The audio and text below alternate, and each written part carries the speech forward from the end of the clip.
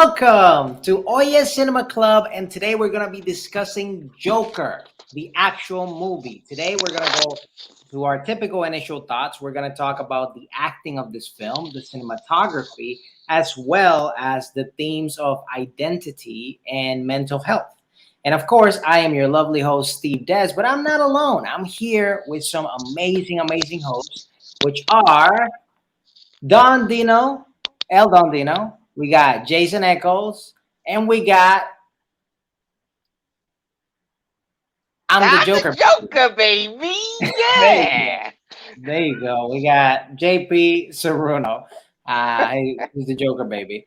So the reason I picked this particular movie, Joker, was because we were doing a pick before of picking people that worked in the films, and now I decided to let's quantum leap from those films and get us out because last film was The Hidden Blade, and I didn't want to get stuck there.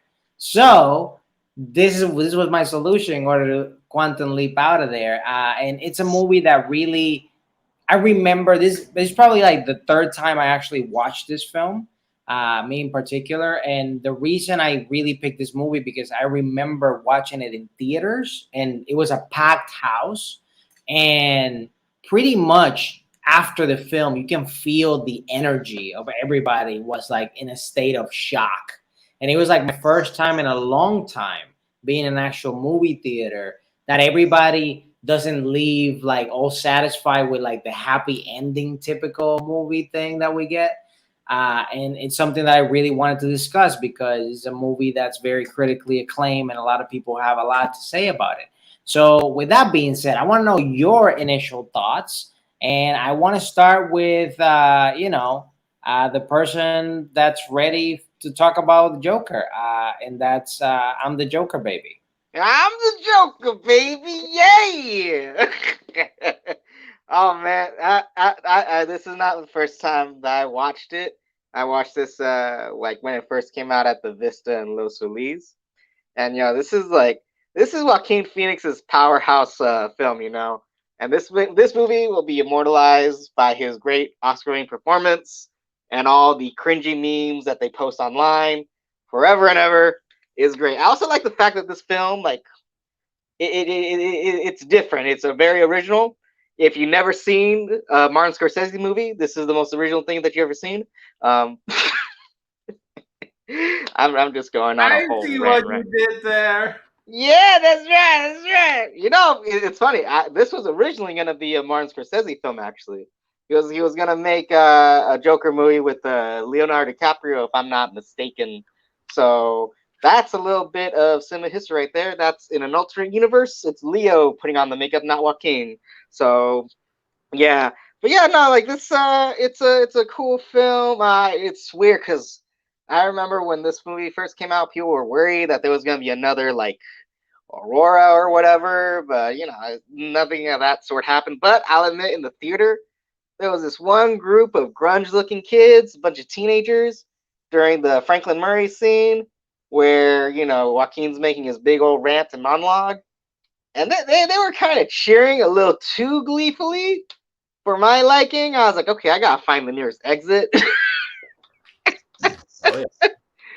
Oh my gosh, this it's crazy, man. Cause like like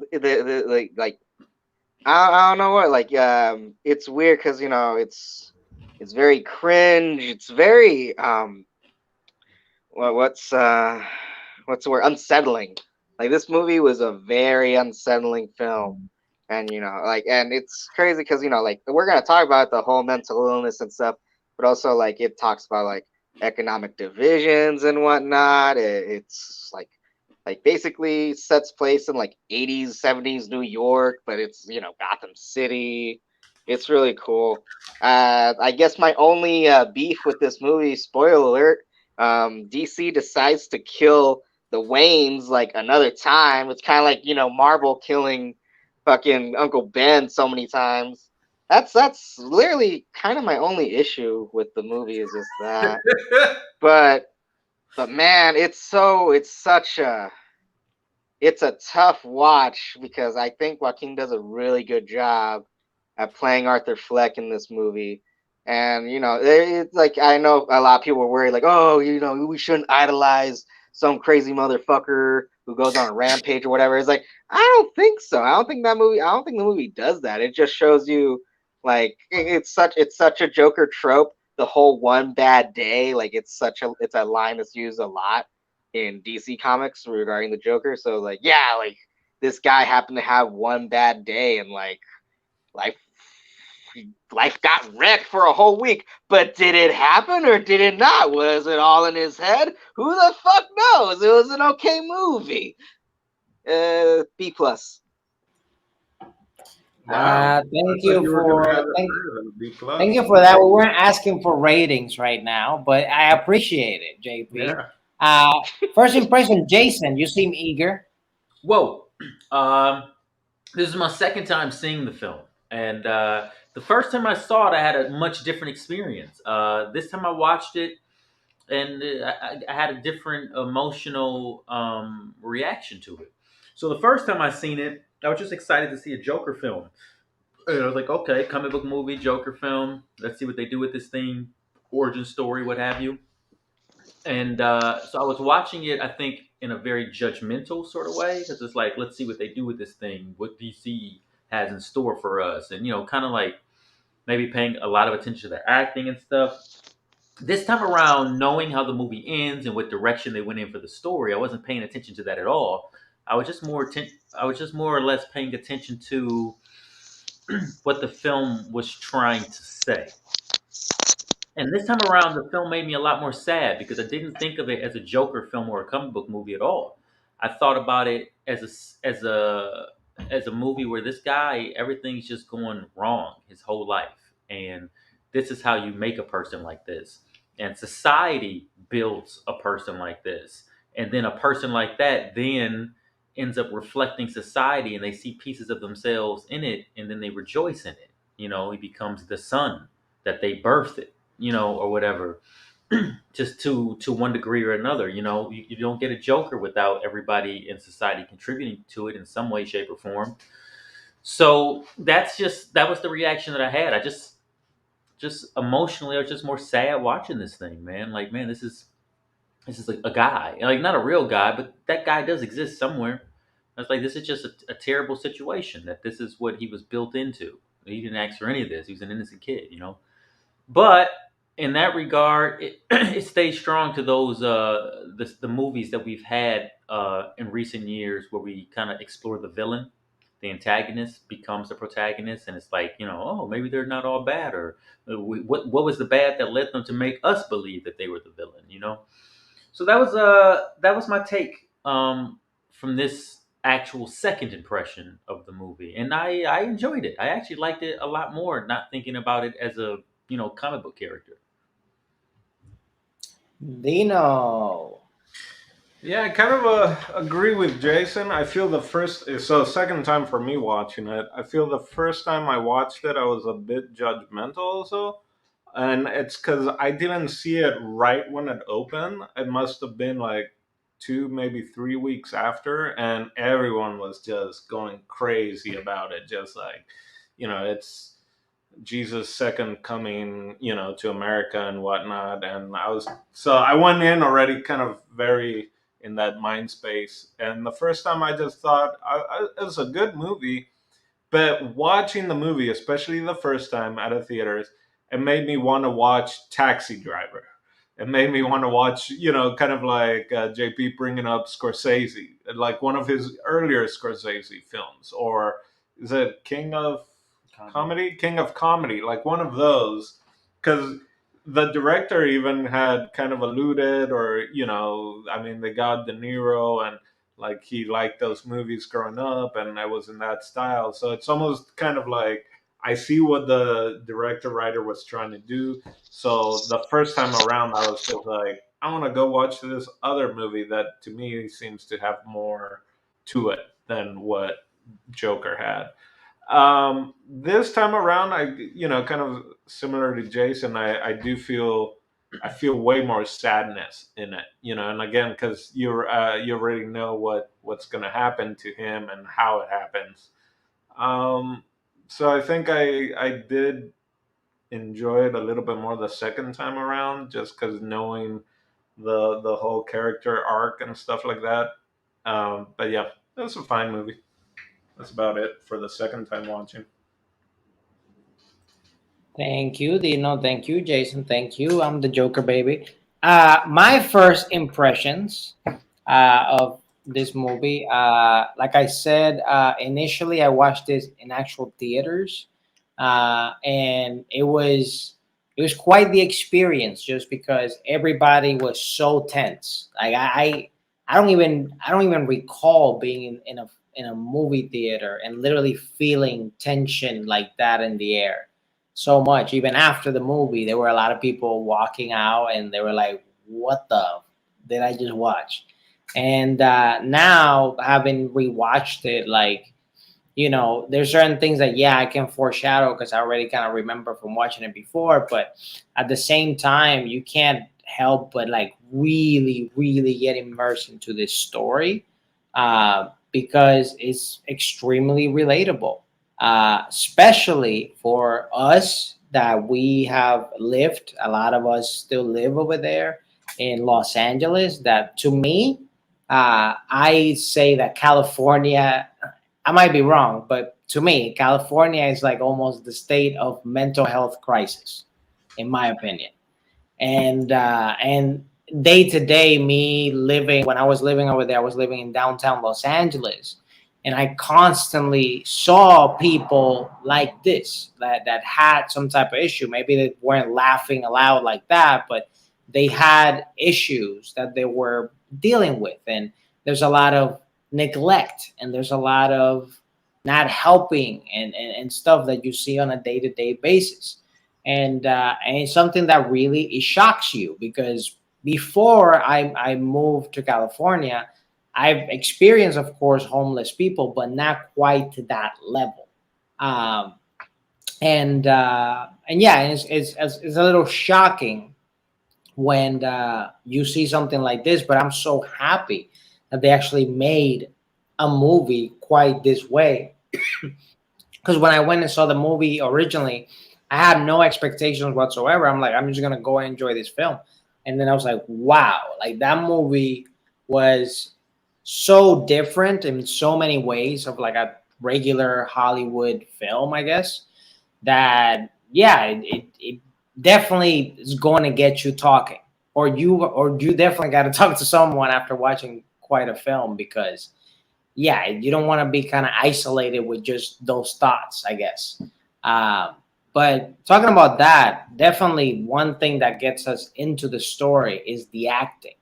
And this film also is very unique because the acting here was carried primarily by the main character.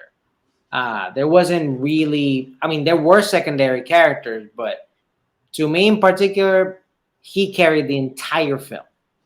And I want you guys to give your points and takes on the acting on this film, primarily with the Joker and also with other characters.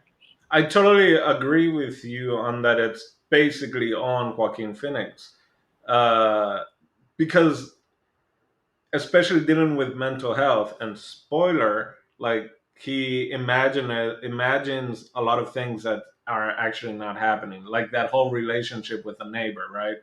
Like that doesn't happen. So especially the first time watching it in the movie, the way that it's edited, and it's really well, and that's one of the nice things going back and watching a movie like that, is let me see, now that I know that it's all in his mind, how much actual interaction there is. And if I'm not mistaken, when they're both on scene together, she's talking to him, but he never actually talks to her. Like, so stuff like that is nice watching it a second time. And that's why I agree with you, because he even kind of was daydreaming that he had that conversation with De Niro's character before, actually having it. So it's his point of view. It's you get everything from him because it's his mind that we're seeing unravel. So I totally agree with that idea that all the other characters are supporting his craziness or mental health breakdown. Jason or Joker baby wanna chime in on the acting on the film? It was pretty solid. It's crazy because like I think like even the first time I watched it, um, I kind of noticed pretty quickly like Joaquin Phoenix is basically almost in every single shot of the movie. Like, sure, he's the title character and it's his story, but you know, some other movies where even if you have like a protagonist and like it's their story, they'll cut away to other things that are going on or like to other characters. But no, this was his movie. It was basically him, and we're following him throughout the entirety of the film. Um, and yeah, Joaquin Phoenix did a really good job in this movie. It's crazy because like I don't even really want to talk about the secondary folk because there's a big ensemble, but there's so, in my opinion at least, there's so little time given to them, and most of them they're only in the film to service his story. So I don't know, like yeah, this is basically just Joaquin's movie, and we're just in it for the ride. You know, oh gosh, though, like he he just has this very unsettling and he's hard to watch sometimes because you can't help but you empathize a little bit with him because you know that he's not all there, but he does some really even before the killing and shit, he does some really weird things, and everyone they rag on him because of it. Like, like even his boss, like, it's like, you're fucking weird, Arthur. Like, you're weird. People don't like you. It's like you scare people, Arthur. What are you doing, Arthur? You crazy motherfucker, you. And shit like that. And I couldn't help but feel that the entire I guess we could talk about Zazie Beetz, right? She plays the neighbor, right? And I feel stupid because when I first saw the movie, I definitely didn't see that twist happen. I got mad at her character when I first saw it. I was like, who the fuck in the right mind would give this guy the time of day and like be so enamored by him? I was like, who the fuck would do this? And then you realize, oh shit, that's all in his head. It's like he's kind of full of himself. Like, anyone who gives him any sort of praise or whatsoever, it's fucking in his head. Because, he doesn't get that in real life. But damn, when I first saw I felt so stupid not knowing that was fake. Like, because even before that happens, we do see the moment where he's in his mind, like imagining like what would happen if he was on the Franklin Murray show, and then Murray's like, "Oh man, Arthur, I would give up all my success if I had a boy like you." It's like, nah, who the fuck would say that to some rando, especially with him? Like, absolutely not. So man, like he hits so many nails, like a fucking psychopathic narcissist, an empathetic loser, and just like god, like and then also just fucking psychotic, like menacing even by the end of the film. Like, oh my god, like I felt the same thing like Des was saying. I felt very in the theater, very like tension that you could cut with a fucking knife, especially when he's finally doing that interview with Franklin Murray. It's like, damn, like everyone in the theater is like, man, this is intense. We don't know what the fuck's gonna happen. It was crazy. But yeah, all around good performance, especially by Joaquin. I liked all the performances in this movie. I mean, Joaquin was incredible. I thought he was deserving of the Oscar when he won it, but I wasn't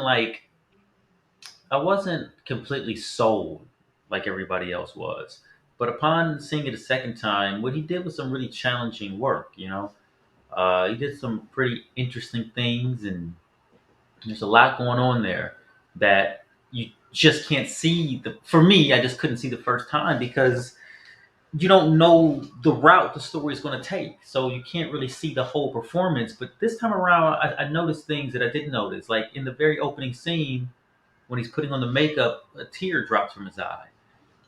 And the first time you see that, you think, "Oh, this guy crazy. He's got a problem with his eyes." Like it doesn't really explain anything. But then the second time you see, you're like, "Oh man, this man is hurting." He's putting on this clown makeup, for a job that's terrible. You know what I mean? And this is his life, and it's his only means of survival to take care of his like ailing mother. He's getting no respect in life. He's got this terrible disease. He's on a bunch of medication. You don't know all that in that opening moment, but watching it a second time, you're like, "Whoa, this is some sharp ass storytelling." Um, and the characters, and the actor's doing it with his body essentially. It's good shit. And I like the mother this time around. I noticed her performance more.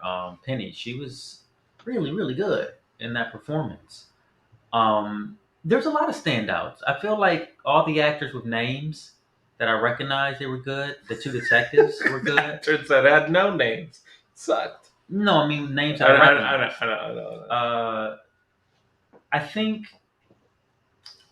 I don't think there was a bad performance in the thing. Now that I'm thinking about it, everybody was pretty good, and they all played their parts pretty well. The Vincent D'Onofrio character stood out to me more the first time around because I just thought maybe he'd be a bigger part of the story. But he's great. He services the.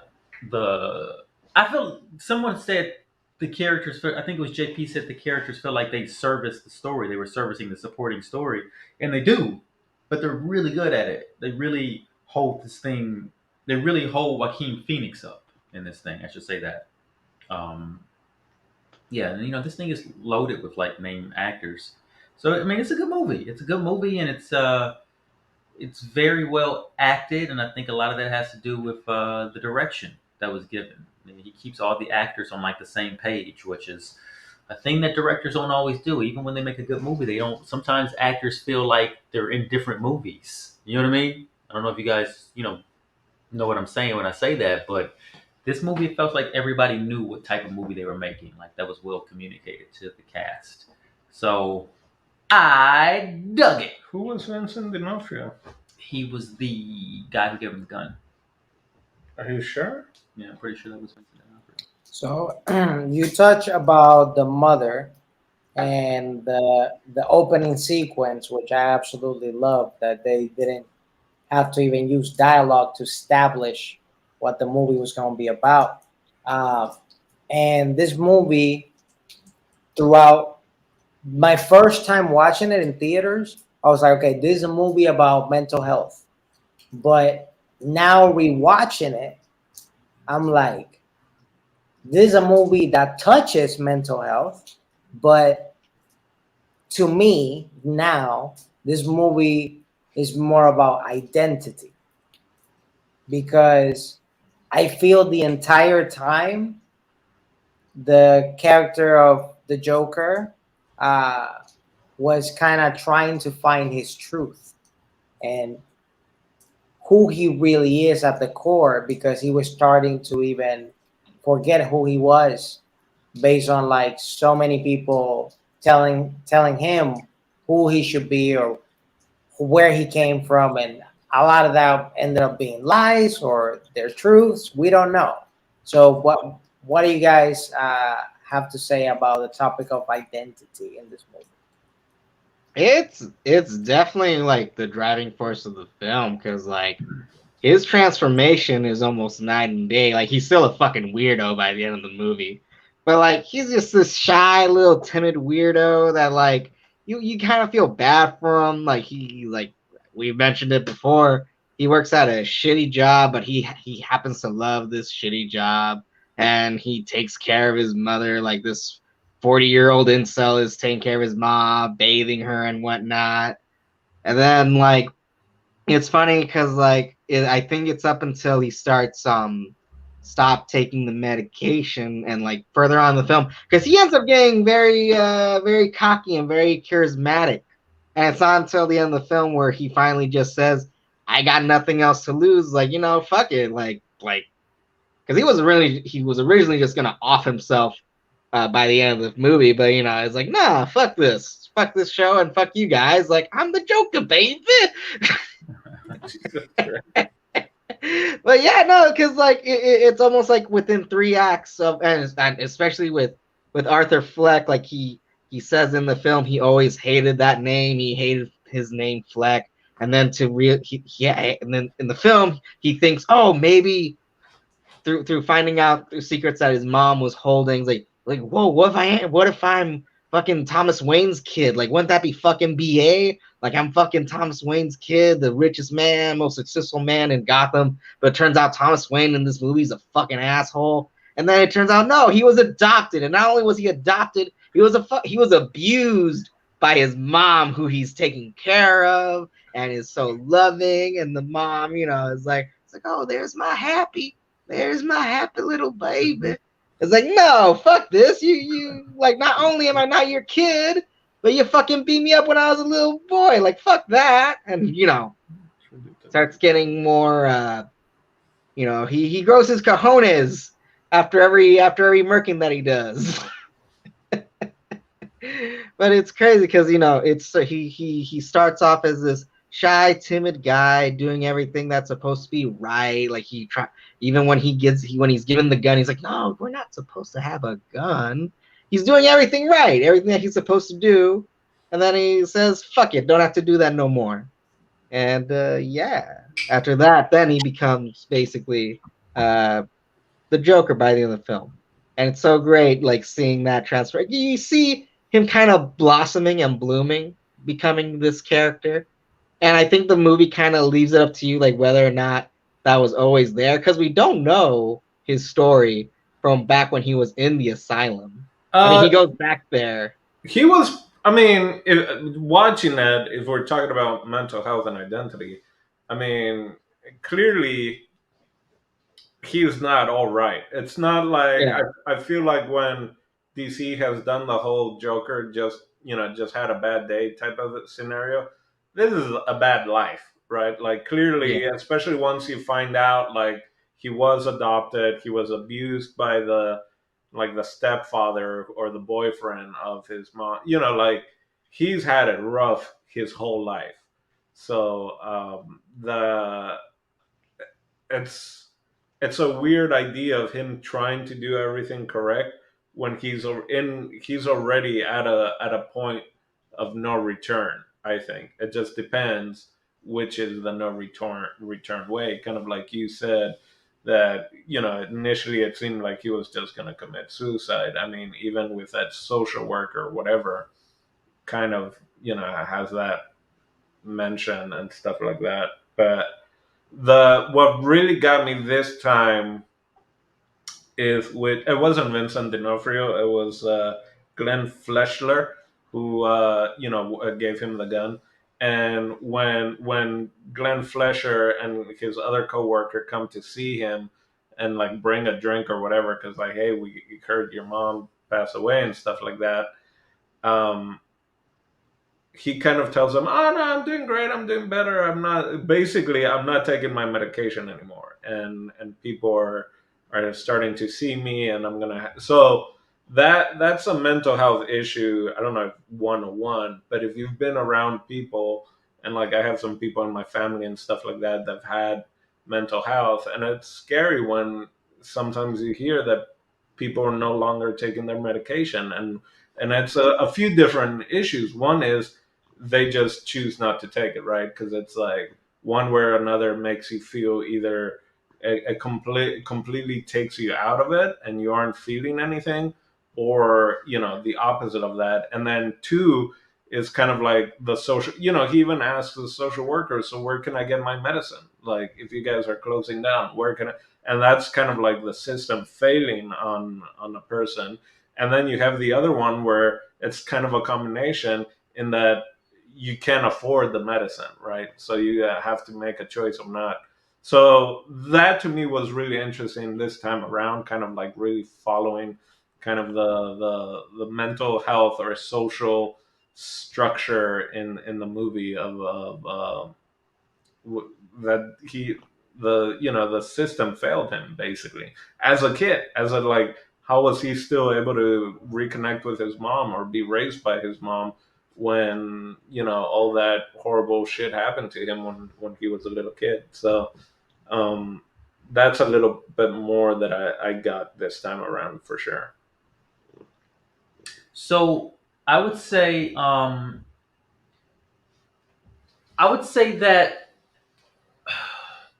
to piggyback a bit off of what JP was talking about earlier with how he, doggone it, I forgot what I was going to say, but it had something to do with what JP was talking about.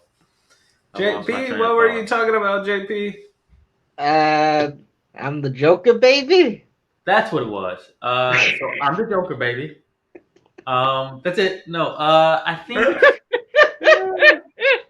I'll just, I think I'll I just, think I was basically saying how like I think the main point I was saying was like how you see his progression like through the passage of time and whatnot, and just like with each killing, how he got more charismatic and more, owning himself. oh, that's what it was. I feel like this guy, I feel like the type of person he was, or the type of person that made him out to be is that he was just a woefully unhappy person for lots of reasons, not even imagined reasons, but like legitimate reasons. And I think that what happened with him is he began to feel happy when like the medication was gone and he was truly being himself. The problem with this type of character, this type of sociopath, is that he feels the most whole when he's creating anarchy and chaos and killing people. Like that's what makes him feel good, and then that becomes problematic for society, because he's an anarchist, at best.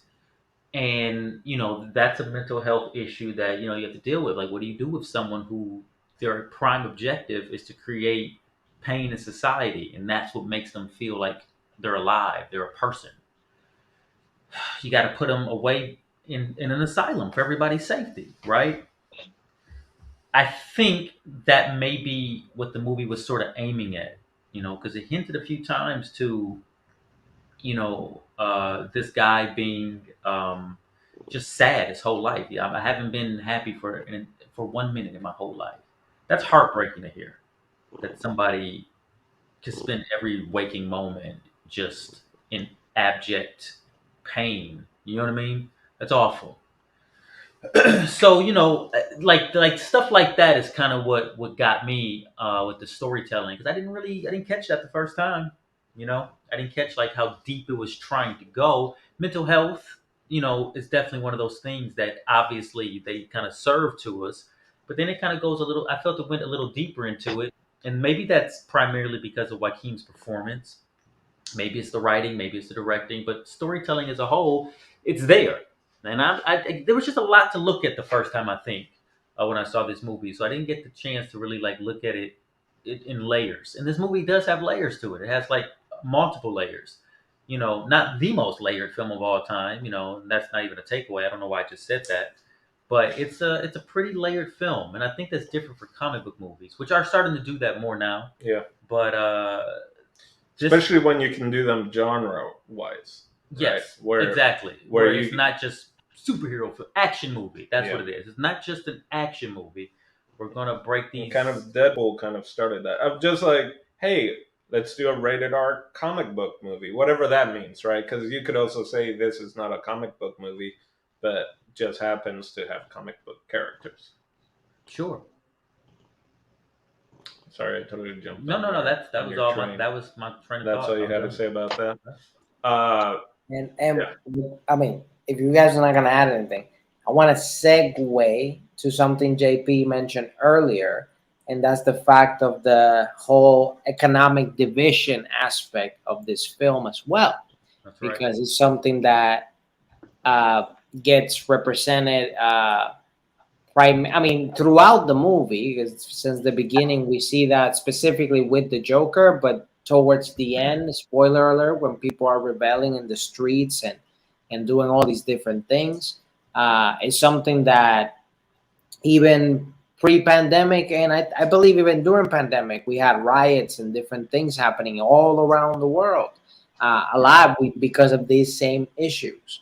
And on your guys' perspective, What do you think? Do you think this movie served painting that theme pretty well about the whole economic division?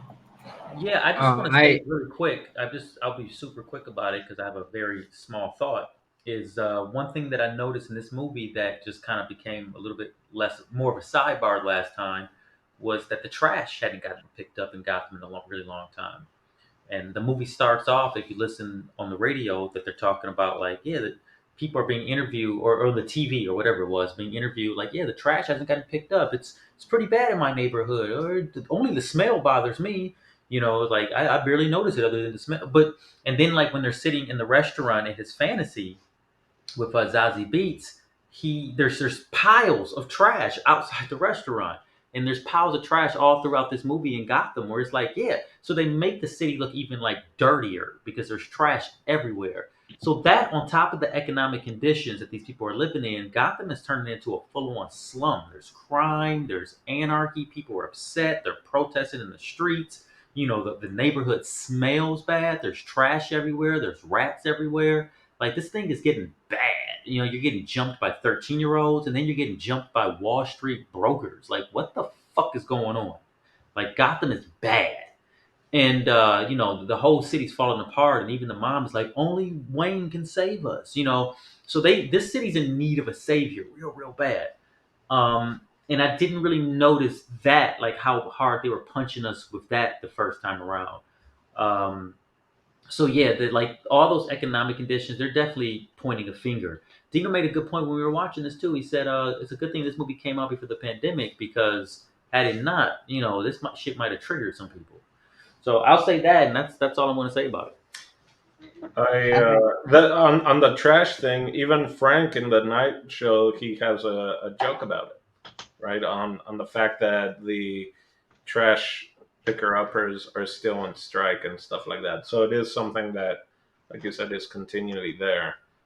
Uh, and the other thing, yeah, and then they even had interviews. You'd get snippet of Wayne, and he would say some dumbass shit, just really, like blaming it on the lower class, if you will, on like, Call oh, them it's clowns. yeah, and it's like their fault that they're not, you know, taking the chances that they have. So all that I think is on display for sure. I definitely love Donald Trump's portrayal as Thomas Wayne. Yeah, Yeah, definitely digged it. No, it's crazy because like I think it's great that this movie like it skips the step of eat the rich and goes straight for kill. Wait, no, you gotta kill before you gotta eat. Never mind. But like I feel like there's a lot more menacing, undertones when you say kill as opposed to eat. It's like, oh yeah, kill the rich. That's great. That's something I could jump on with. But it's because like yeah, like even when we see even how Arthur has to try to find Thomas Wayne, I did notice that this time around too, like the he has to take this very nice commuter looking train. Like you could tell that he's amongst like these business class folk or whatever. He has to take this train outside of the city to try to meet Thomas Wayne at his estate.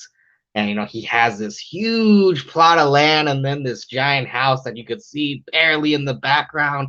And then if he couldn't meet Thomas then, so he has to meet him in the theater. And what's going on outside the theater? All these protesters, all these normal average folks, they're pissed off at the systems. Like there's so much trash everywhere. Fuck the rich, whatever. You guys are assholes. But then you can't hear any of that inside the theater. And it's just a bunch of fat cats watching old movies and their fucking bathrooms are gold plated, and it's like, whoa, what the fuck is this? So the film was very on the nose and how different the lavish is as opposed to the poor, and it's so great when especially during the interview where Thomas Wayne refers to the poor people as a bunch of clowns, and he thought he was being clever because the guy who killed those brokers was supposedly a clown or whatever. He thought he was being clever, but it's like, nah, we're using this as a rallying cry, rallying cry. Fuck you, we're all clowns and fuck your face. So yeah, no, Yeah, and I agree with Jason. If this happened, like if this movie came out 2020, damn, that would ooh, that definitely be like ooh, who knows? Because I was definitely feeling that for sure. Like, Yeah, this movie came out last year. It may have been the rallying cry. yeah, because I felt it this time around too. It's like, man, like this, like it's funny. We have like short. I feel like most folks have a short term memory. It's like last year, a few months ago, last year is like that was basically our reality for 3 months. Yep, that's right. So let's transition from that topic, and I really want to talk about the cinematography because I absolutely love the cinematography. It definitely gave me Gotham, maybe some Dark Knight vibes in certain moments, like when the Joker was in the cop car. Definitely gave me those like throwback vibes, and I really enjoyed it. And for me, in particular, one of my favorite shots, and they did use it throughout the movie. I call it the iconic shot, but it's basically when they have something in frame, and essentially with a dolly they're like pulling out to kind of show you that story. One of those examples, spoiler alert, is when they kill Bruce Wayne's mom and dad, and they're just showing you that shot of what just happened, and the kid is just there in the middle. So in particular, those were my favorite shots. Do you guys have any takes or any favorite shots in the movie? Well, I I'm gonna take a shot at your favorite shot real quick. oh Um, you boy, shots fired. I kind of agree with what JP said at the beginning of the conversation that I didn't need to see the Waynes get murked again. Like I've seen enough, and I kind of just enjoyed. I would have been fine him not actually even meaning Wayne. Like I like it sometimes when certain characters that are, bigger than life and that we know them and stuff like that, if they're just kind of mentioned and stuff like that, and you don't see them interacting with, with Joker and stuff like that, in my personal opinion, because you see it. I like so cinematically, the shot is great because it looks like it came from one of the comic books, right? Where it's just kind of the silhouette of the boy and the light and the darkness. But I could have done without seeing. Can we go a movie without seeing any sort of Waynes get murked and the pearl just flying all over the air? But cinematically, I liked it. I really like the Tonight Show type vibe. Like I enjoy the lighting that goes on in that kind of scenario. Especially I was just watching some old Johnny Carson clips, and so watching old Johnny Carson clips before watching this movie really put me into the that late night type mentality. So I enjoyed those TV moments. For sure. I feel like this movie, if someone were to go back in time, back when Martin Scorsese was making Taxi Driver, and he said, "Yo, Marty, take a look at this. I got this thing called a handheld camera." He'd probably make this movie because it's got a lot of traditional shots and a lot of like Martin Scorsese feels to it, but it takes what's the word?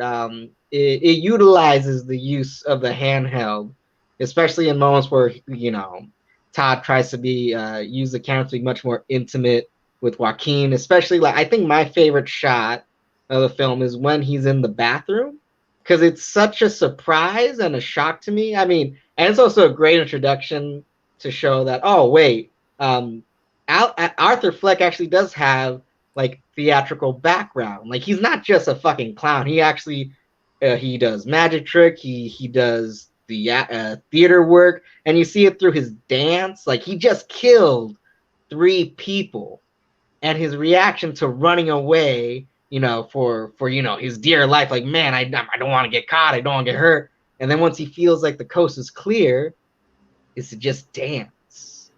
You know. And that shot with the soundtrack that they use, like we follow his movements through his hand. The camera almost seems to follow his hands during that scene. It almost feels like waves. It's awfully poetic, you know.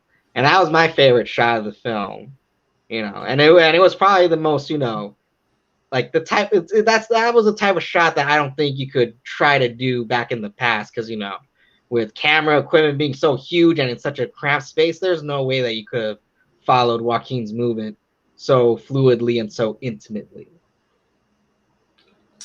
Yeah, I would agree with all of that. I will add that one of my favorite shots in this thing is one I didn't really notice the first time around. Maybe I did, but didn't really pay that much attention. Was the bathroom shot when he's bathing his mother.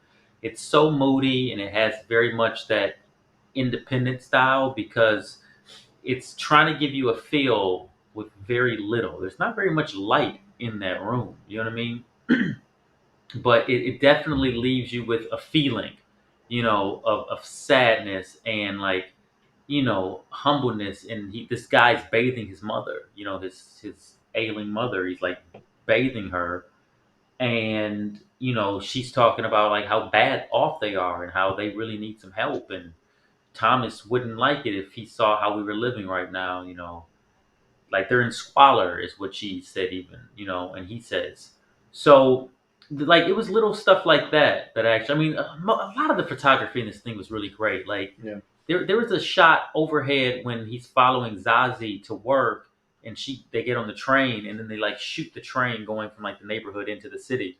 And that was a beautiful shot. It was so steady and so smooth, and it went right along with the train, and it was just like beautifully lined up where they had the both sides of the train track evenly on the screen. It was just a really wonderful shot. So the photography in this thing, and the lighting, they did a really great job, because a lot of the lighting gives you a mood. It gives you a whole vibe, a whole feel. And that's what, when it's done really well, that's what it should do.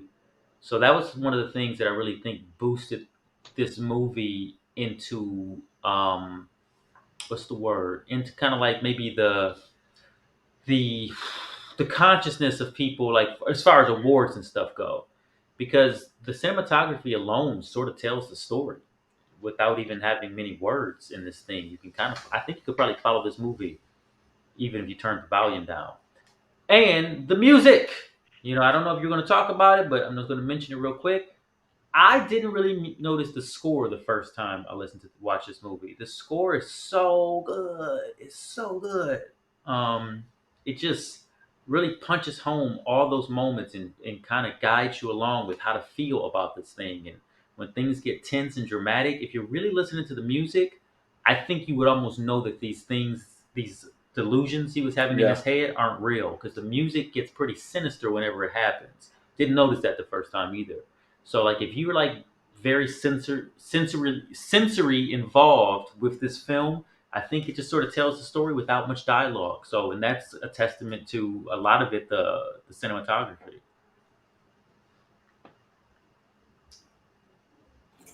All right. So before, if I mean, does anybody want to chime in on the music? No, I agree with Jason.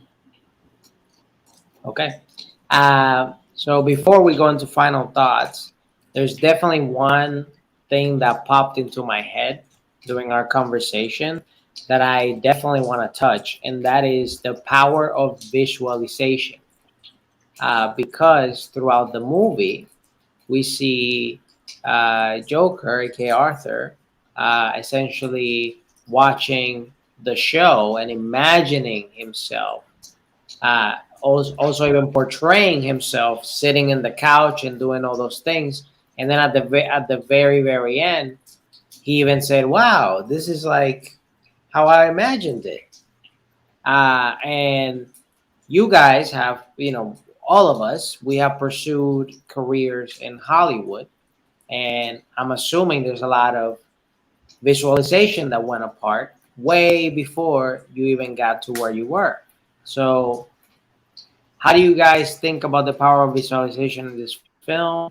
And if you guys want to give an In this one, example, In this one, it's fucked up because everything he was visualizing got twisted into what he originally was trying to visualize and was trying to accomplish. He ended up visualizing it and getting it, but it was twisted, and yeah, and shit went bananas. And so he got the result from his visualization, which was kind of like, I want to be seen, I want to be, I want to be loved, I want to be respected, I want someone, to I need a father figure, or just I want to be wanted, right? So you think that from being a star, from being a comedian, from being on a show, to then literally being, lifted up from a cop car, and put into this position of God, if you will, right? Like, I have followers. So yeah, the visualization, I agree. Like, as a comedian or entertainer or someone who's trying to get to a certain place, and even hearing some actors, or celebrities, famous people, usually from acting or performing or whatever, a lot of them were visualizing that when they were younger, right? Or just the idea, like, all right, visualize yourself like being on late night or on talking to people. So other people in reality have talked about how they would do that themselves, of just like interacting with, Johnny Carson or whoever is on TV. So there's something to that that maybe in life we should try to see ourselves and visualize ourselves achieving certain things, certain goals. Just don't go around murdering people, I guess. I Yeah, would and it say that I did notice the visualization thing this time. Not to beat a dead horse, but first time I didn't see that either. I didn't really see it, and then by the end of the movie, I was right with you, Steve. I said, "Oh man, this guy." I mean, he says it. He goes, "Wow, this is a lot just like how I visualized it. This is just exactly how I imagined it to be." And it hit me. I'm like, "Yeah, man, you manifested this whole thing for yourself by just dwelling on it and dwelling on it and putting it out there, and they say put it out there and don't worry about how it's going to come back, because it may not come back the way that you think it will, and that's pretty much what happened to him. It didn't come the way he thought it would come, but he definitely got it, you know. So yeah, it's definitely a point that they're making. It's not by accident that you saw that in this film. It's very deliberate. yeah, it's crazy because it happens so many times that there's a lot of folks who don't even know how much of the film was real or not. And it's like when Arthur was living in his mind, he had a pretty good role thing going on. Like, he had a girl, he had an audience that actually laughed at his material. He had it all, and then when he realized, oh wait, that was all in my fucking noggin. Poor man went nuts. I mean, he already killed before then, and then he started killing some more. Uh, but yeah, no, it's nuts though, because it was all in service to his poor fucking ego. And the moment that the film's like, haha, guess what? That was all fake. Things just got way fucking worse. Indubitably. Yep. So with that being said, let's go into final thoughts. All right, I'll go real quick. Go for it. I did like it, definitely better the second time watching it. I think one of the reasons why the first time I wasn't like super shocked. I don't know if Joaquin Phoenix had come out with a movie called "You Were Never Really Here." I don't know if you guys have seen that. I think it's on Amazon Prime, but it felt very similar to Joker, and it came out. It was almost like a dry run because he plays a veteran that has issues as well, and also lives with his elderly mother and has to bathe her. Like, some of the stuff was almost, it felt almost verbatim. So that's why the first time I watched Joker, I just felt like I've seen this Joaquin Phoenix movie before, and it's an indie that came out like a year or two before this movie. So I will say that, and go check out that movie. It is slightly different, but you can definitely see some of the acting choices and character wise kind of follow through. Um, I would definitely watch another of his Joker movies before I watch another Jared Leto Joker movie. So there's that, for whatever that's worth.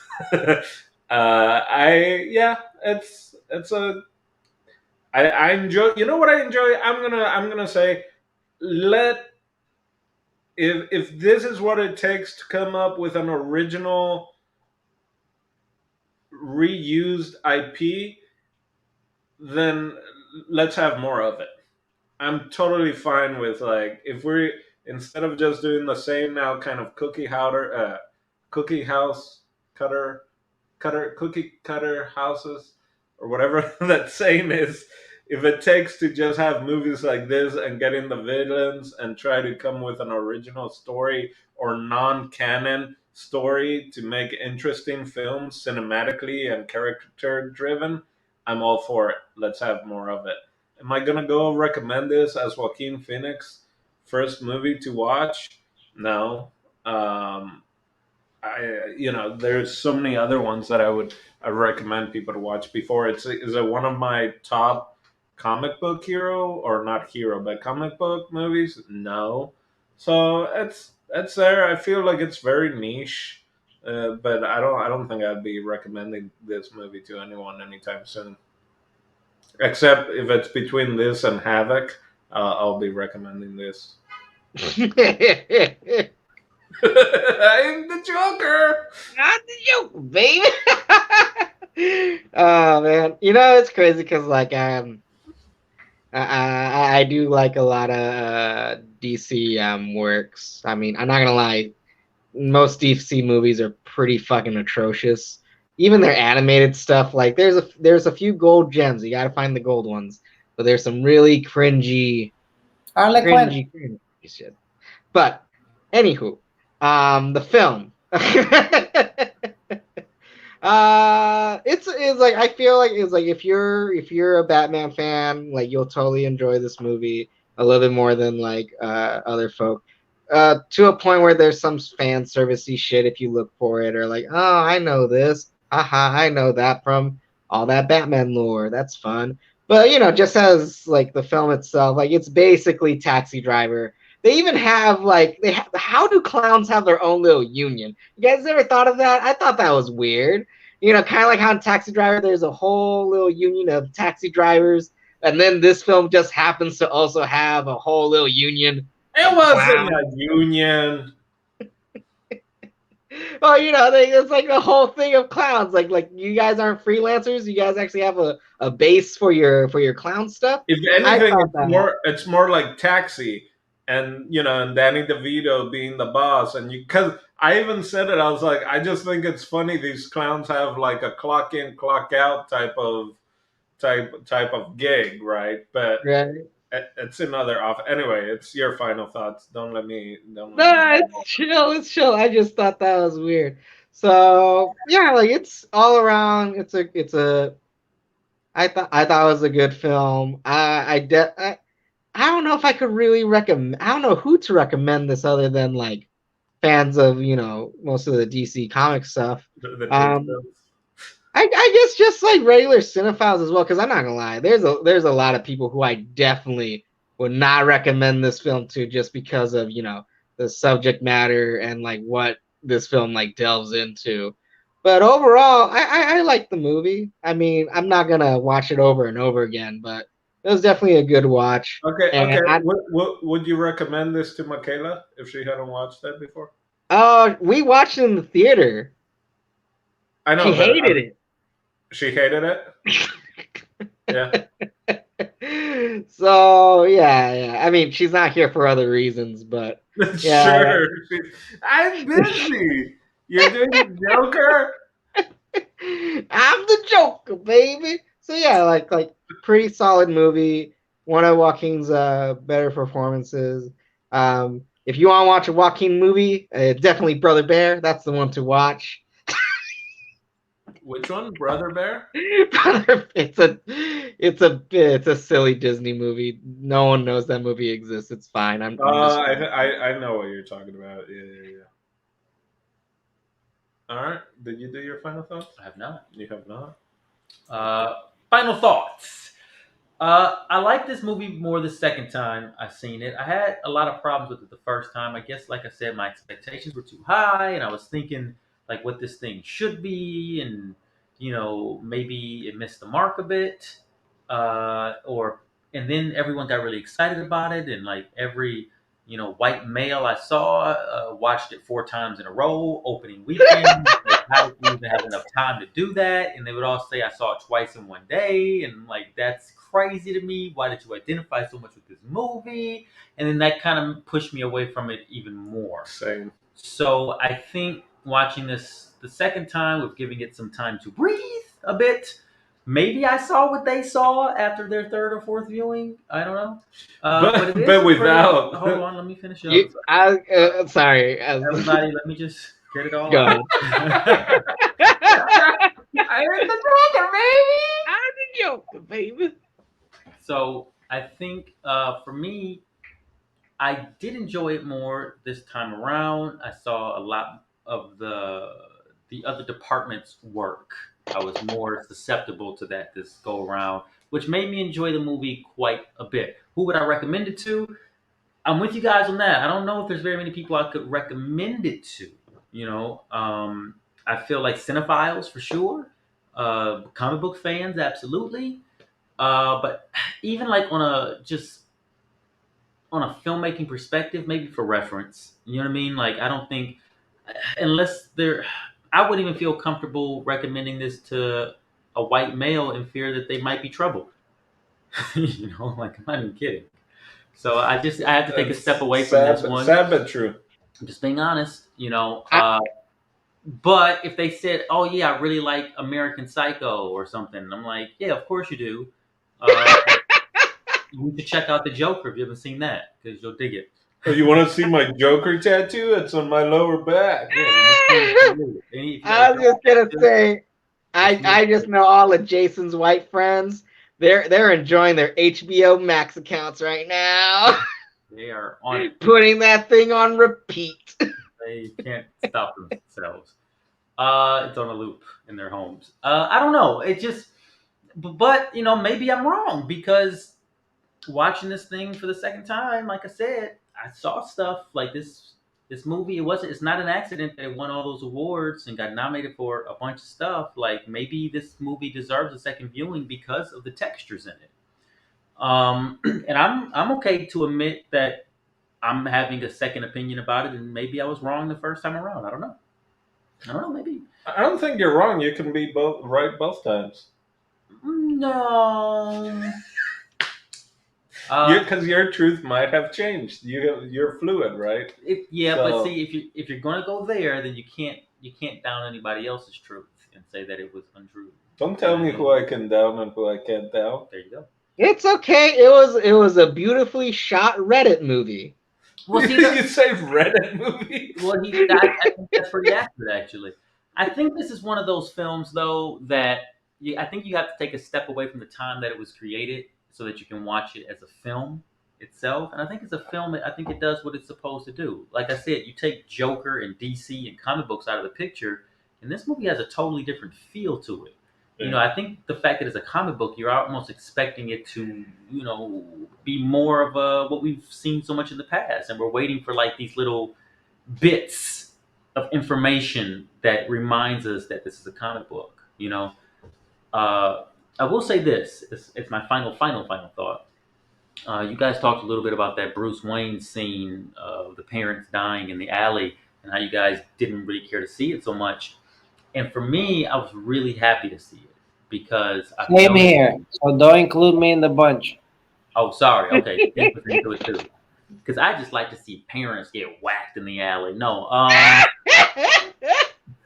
every Batman thing I've ever seen or read always does it. They always have their moment where they go to the parents being killed in the alley. And to me, I think, and the pearls being ripped off, like that's always like one of the panels. I think what it does is it reminds everyone that even if this isn't Batman's story, it's still his universe. And everything, like, we don't really care much about the Joker unless the Batman exists to thwart him. Honestly, he would be a weak character in the DC universe. He's like not Superman. Superman could stop the Joker like that, right? So I think, you know, everything always has to lead back to the Bat when we do these things. We have to let them know that this is his town, and you know, and always the Zorro, Yeah. gay blade or whatever. Yeah. Although in the comics, I always thought it was the mask of Zorro, but maybe The Mask of Zorro is the film, but it always slightly changes. I would also imagine it might be. I don't know if there would be copyright or whatever. Like, would you have to get I, permission? I'm assuming, I'm assuming that maybe that uh, version of Zorro, because whatever year this film takes place in, I think it's either 79 or 81. oh yeah, I'm that might betting like they did their research, like, oh, if there was any Zorro movie showing around that time, yeah maybe it was a reshowing of this one. yeah that might be a good point. But yeah, so I dig that. I dig that, like, they always throw that Zorro movie into the mix. You know, because that's the last thing he saw with his parents, and you know the influence or whatever. And then also because here's little Bruce, and he has a comfortable life with his rich, happy family, and it's disrupted by a guy who had none of that, and he was an orphan and abandoned, and now he makes, because society made him into what he is, he then makes society into what it is, and it creates, you know, society's anti-position, which is the Batman at this time, because society has gone wrong, and it creates the thing good to right the wrong. So the movie, like I said, it's doing a dance for sure, and I don't think that's by accident either. I think second time watching that, I'm like, yep, that was what the director was going for. And that's awesome storytelling, whether you're writing it, whether you're showing it, you know, every medium's different. And I really felt like, what's his name? Todd, the director? Todd Phillips. Todd Phillips. Like, I really felt like the guy knows what he's doing. He's good. So yeah, that's my final thought. Alrighty, my final thought. Same, I concur with everybody. It's difficult to pinpoint people to recommend this movie to, because it wouldn't be a movie that I would recommend to everybody. But definitely now that's a little bit more talked about, at least within my circle and people around me. If someone goes like, "Hey, do you know a movie about mental health or that deals with that?" Then I'll be like, "Hey, have you watched The Joker?" Besides people that love, DC comics and all that good stuff. Uh, the movie in general has amazing cinematography. I can see myself maybe in the future having doing projects and things and be like, "Hey, I want the cinematography to be like the Joker. Go study that," and telling someone, to go take a look because of that in particular. Definitely some movie that I don't know about watching it in a row. That's a little too extreme for me. But definitely like watching it, taking a breather, and rewatching it again in whatever future you can. Definitely you get different perspectives of the movie itself. Um, the acting incredible, the way the cinematography is, it's so great. The lighting to me was really really really good, and the director, again, like Jason just said, I think it's amazing. I would literally show someone, hey, watch this guy made The Hangover, and now look at Joker. It's the same guy directing. It's mind blowing, how much just a few years can do. Once you're like Well, dedicated. I was kind of joking with Jason that that's why so many white guys like this movie, because he's been writing movies for white guys his whole life. Only they've been slightly different. He's done like the road tripping movies and all that kind of stuff. So it's that same generation of white dudes that are just like, "These are fucking amazing movies." Anyway. But overall, it's a great film. It's heavy subject. It's definitely not the original Hollywood. Put this movie in this formula and shoot it out formula situation with this movie, and that's the reason I personally liked it, because just sometimes Hollywood doesn't have too much twists and turns, and this is definitely a movie that does have those. If you suspend your disbelief, and if you were watching it in a theater or in a surround system, it goes even deeper. Like Jason was saying, with the subtle score changes and things like that. There's so many little things about this movie that make it so great, and I enjoyed it a lot. And I'm glad that I picked this movie for us to discuss. All right, that's really cool. Well, before we let you go on that, Steve, I got a question for you. What is it? What do you got for us next week? Next week, I mean, I don't know why you asked me if I just picked a movie, so it's basically not me. It's da da da da da da da da da da da Dino's turn. What? Well, Man. I was gonna pick Taxi Driver, but someone put in rules that it can be someone connected to the movie that we just watched. So I'd recommend everyone just go watch Taxi Driver if you haven't. But the pick that I decided is boom boom boom boom boom boom boom boom boom boom boom Amadeus. Amadeus. What, Amadeus? Rock me, Amadeus. Something like that. Anyway, I might have seen parts of it when I was really young, so it's a movie that lately has been popping up on my radar again. And what better time to watch it than with you guys for Oye Dimelo Cinema Club Incorporated? There you go. So Okay. that's the movie for next week. So for El Don Dino, Jason Echoes, I'm the Joker, baby, and Steve Des TV. We'll catch you next week. Bye bye. Hello there, I am Steve Des from Oye Dimelo Network. Don't forget to subscribe, and also don't forget, you can literally click there or click there, and you watch more videos. Isn't that great?